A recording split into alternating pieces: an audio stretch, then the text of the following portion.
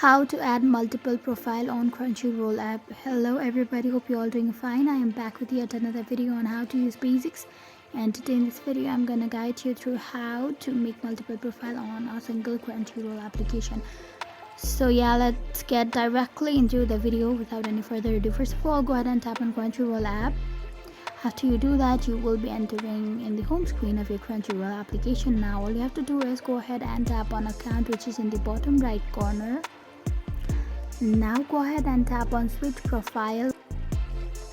Now by tapping on add profile, you will be able to add multiple profile on your CrunchyRoll application, but for that you have to upgrade your CrunchyRoll application into the premium one, as it says.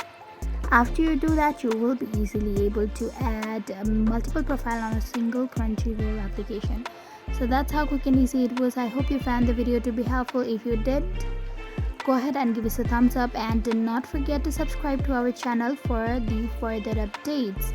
I hope to see you in my next video. Goodbye until then.